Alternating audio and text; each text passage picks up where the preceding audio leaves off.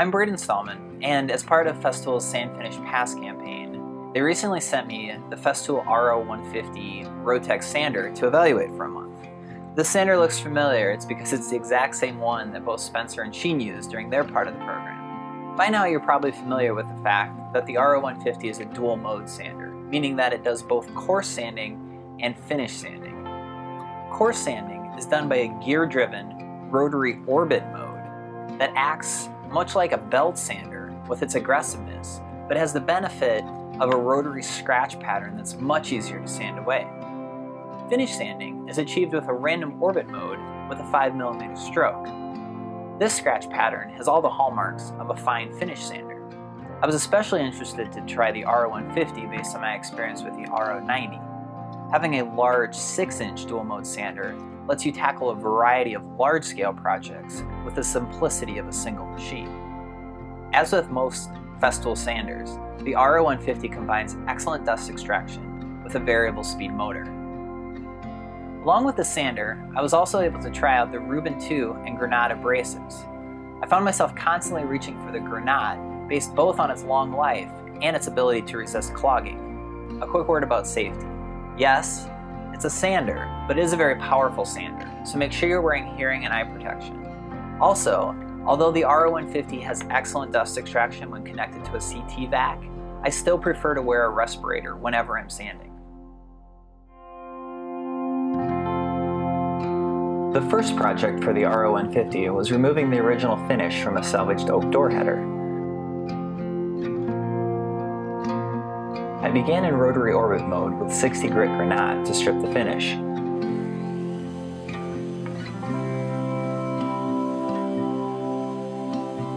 Using the auxiliary front handle, the sander was easy to control and keep flat.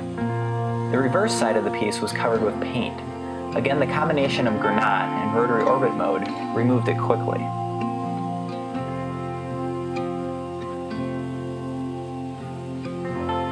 Regardless of the material being removed, very little dust was generated by the process.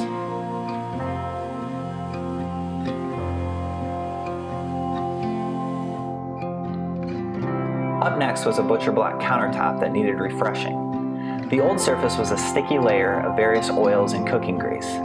The Granat did an excellent job in rotary orbit mode, removing the top coat with very little clogging.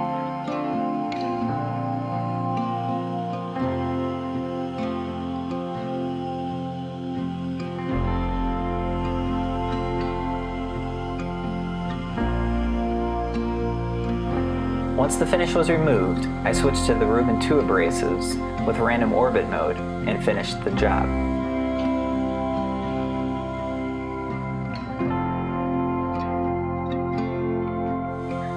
A friend was doing some work on a house that had oak floors in poor condition. I knew a 6-inch sander, regardless of capability, would be ridiculous to use for floor refinishing, but thought the RO150 would be useful as an edge sander. Using the edge protector, I was able to sand right up to the wall and level the remnants of a previous refinishing job. I was actually surprised at how fast the RO150 moved through the job, and although I would not recommend using it for large rooms, it would be handy for smaller confined jobs like hallways and closets.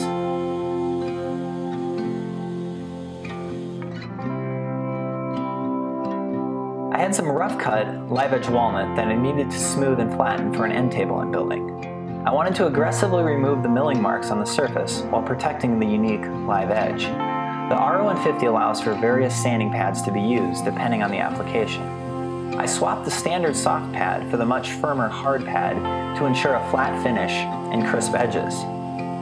This accessory pad prevented the sanding disc from cupping over into the live edge while working on the top surface. I preferred using the accessory hard pad over the standard soft pad for most applications, as it ensures a flat surface and clean, sharp edges.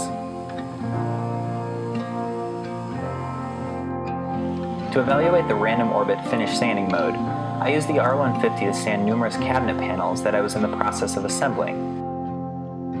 Using Rubin 2 and 180 grit, I made a first pass in rotary orbit mode and then quickly flipped to random orbit mode for the final pass on each panel. I found this technique extended the range of the 180 grit abrasive as well as sped up the sanding process.